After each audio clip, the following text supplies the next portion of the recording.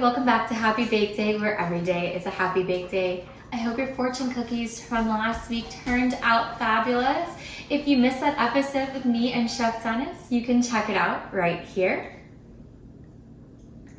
Today we are going to be making the ultimate in side dishes, creamy, cheesy, delicious scalloped potatoes. Now for today's recipe, you're going to need the following ingredients.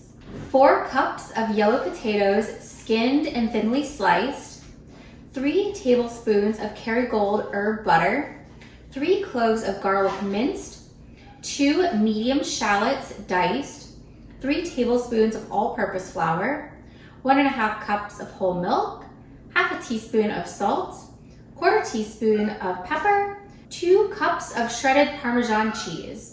Our first step is to preheat our oven to 350 degrees. For this next step, we're actually going to move over to our stove. I'm going to bring with me my ingredients over there, with the exception of my potatoes and my cheese.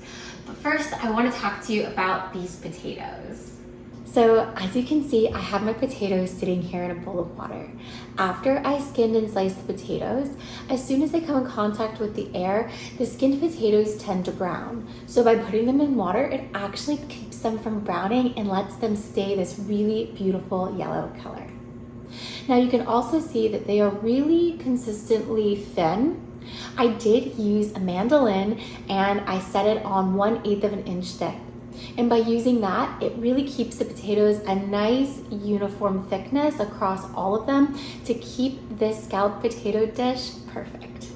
With our medium saucepan on the stove, what you're going to do is turn it to medium-low heat.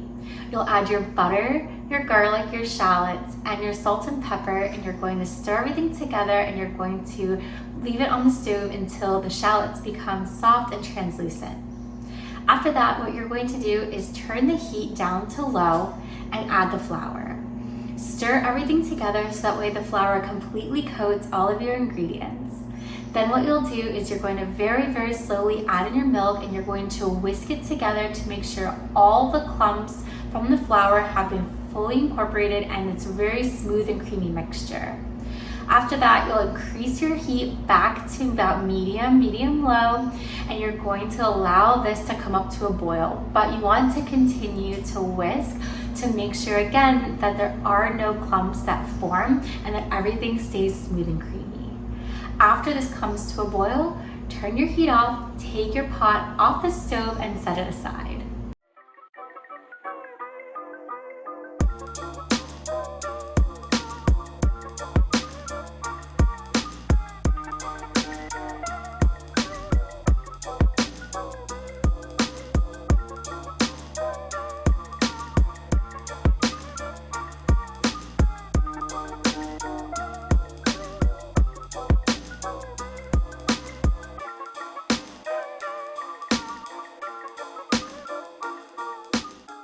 Our cream sauce is done and ready to go. I have mine sitting here.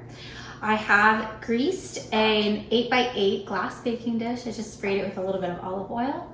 What we're going to do is start layering our scalloped potato dish. You're going to add about 1/3 of the potatoes to the bottom of your dish, pour about 1/3 of your cream mixture over top, and then sprinkle about 1/3 of the cheese. And you're going to continue alternating that until you have nothing left.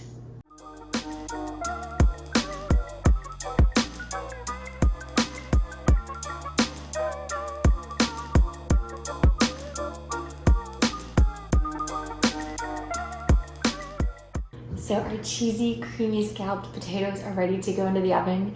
You're going to bake them for about an hour or until the potatoes are nice and soft whenever you prick them with a fork. At the very end of your bake, you could also turn on the broiler and broil them for about 3 to 4 minutes to give yourself a nice golden brown crust.